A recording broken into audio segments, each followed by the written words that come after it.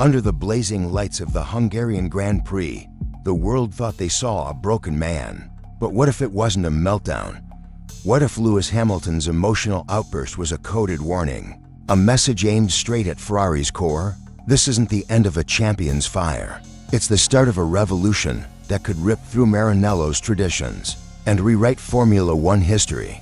So buckle up, because what Hamilton just announced doesn't just shake Ferrari.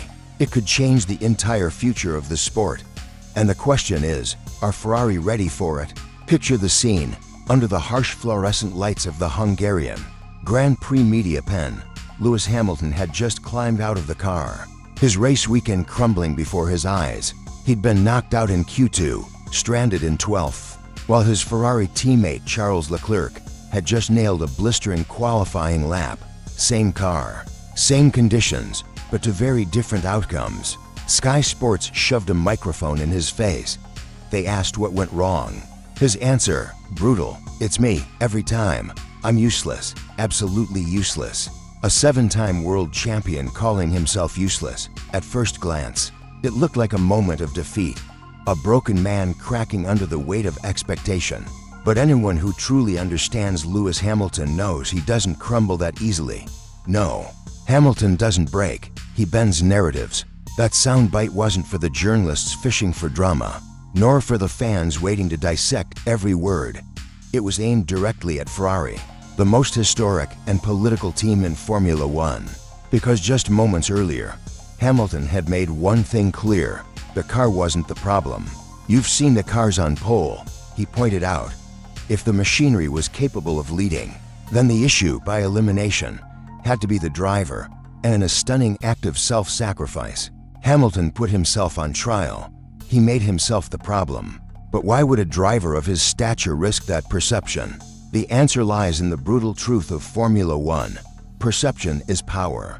And Hamilton, perhaps more than anyone else on the grid, knows how to wield perception like a weapon. Former F1 driver turned commentator Juan Pablo Montoya cut straight to the heart of it. To him, this wasn't a breakdown, it was a chess move. It's a way of telling Ferrari, if you're not going to listen to me, then you might as well take me out and let me go. Those words don't spell surrender, they spell defiance, they spell war. Because Ferrari didn't recruit Lewis Hamilton just to add another famous name to their history books. They brought him to shake the table, to disrupt, to transform, to do what Michael Schumacher achieved decades ago: turn Maranello from a sleeping giant into a ruthless winning machine. But there's a catch: Ferrari doesn't evolve easily. And Hamilton's message is clear: if they won't change willingly, he'll force them to. Juan Pablo Montoya put it bluntly: Ferrari is very structured. This is our way, and you accept it. That one statement cuts to the heart of the storm brewing in Maranello. Because here lies the clash. Lewis Hamilton isn't a man who accepts structure for the sake of tradition. He's a man who thrives in environments where winning is the only currency that matters. And that's exactly what he found at Mercedes, a team that, for years, operated like a perfectly oiled machine.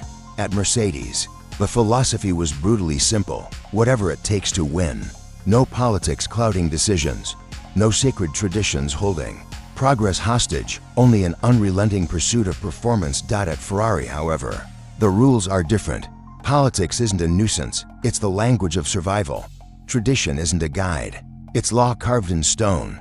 For decades, Ferrari has wrapped itself in its glorious history, sometimes so tightly that it suffocates innovation. And into that fortress of nostalgia walked Lewis Hamilton, a driver forged not in reverence to the past, but in the fire of efficiency and innovation.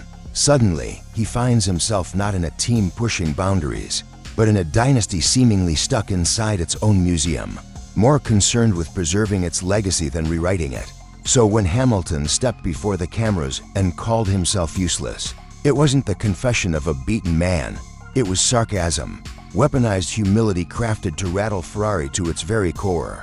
It was a challenge, a provocation meant to force the team to look inward and ask themselves a dangerous question: are we the problem?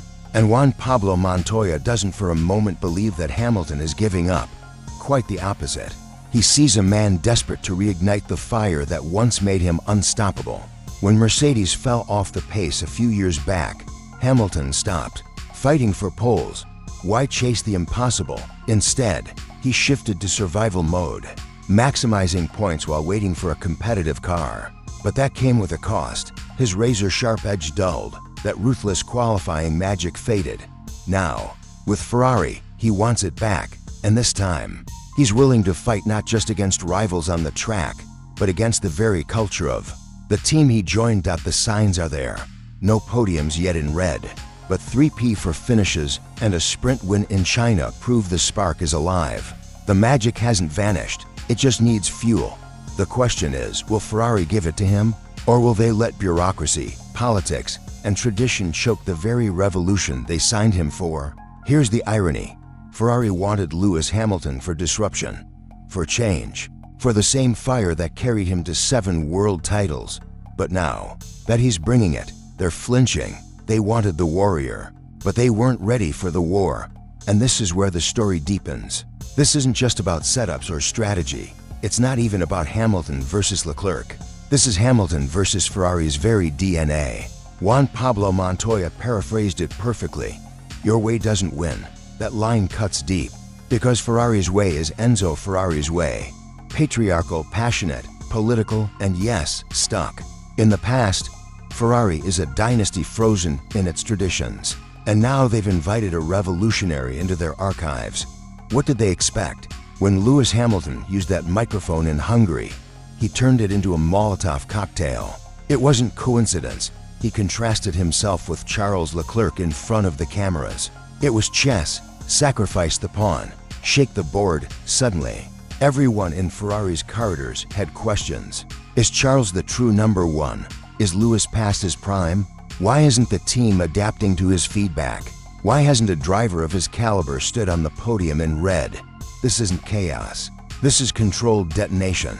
And Lewis Hamilton knows exactly what he's doing. Let's not forget, this move to Ferrari was never about nostalgia. It wasn't about coasting into retirement in the most iconic car on the grid. It was about proving the impossible, proving that he could do what Michael Schumacher did, take a broken Ferrari and bend it to his will. But so far, it's Ferrari bending him, bending expectations, bending his spirit. Pressure builds at 200 miles per hour. Something has to give. And here's the twist no one wants to say out loud. What if Lewis Hamilton's words weren't just for the engineers? What if they were for Ferrari's boardroom? Because in Formula One, contracts don't equal control. Drivers with Hamilton's legacy carry leverage, and leverage whispers power. If Ferrari won't change for him, maybe he'll force them to. And if they still won't, then maybe he walks. Imagine the headlines. Lewis Hamilton, the man who left Mercedes for Ferrari, breaking free again. Not because he's finished, but because Ferrari refused to evolve. That's the nightmare. Scenario Maranello doesn't dare think about. Because this isn't just a difficult driver. This is a cultural insurgency. A revolution that says results matter more than rituals. Innovation matters more than hierarchy. That being Ferrari isn't good enough anymore. And maybe, just maybe, that's exactly what they needed to. Here, Lewis Hamilton didn't come to wear red for nostalgia. He came to redefine it. So now the question is simple. Will Ferrari listen? Or will history repeat itself? Tragedy written in scarlet once more. Will team principal Frederick Vasseur back the old guard of politics or embrace the fire Hamilton brings? Will Charles Leclerc keep looking forward or start glancing over his shoulder? Because something has already shifted. Not on the track, but behind closed doors in Maranello. A statement was made, and it's echoing louder every day. If Ferrari ignores it, they don't just risk losing races, they risk losing Lewis Hamilton. So, I'll leave you with this. Is Ferrari bold enough to shatter tradition? Or are we witnessing history repeat itself? Another legend crushed beneath its weight? Is this the rebirth of greatness or the beginning of the end? Drop your thoughts, like, share, and subscribe. Thanks for watching.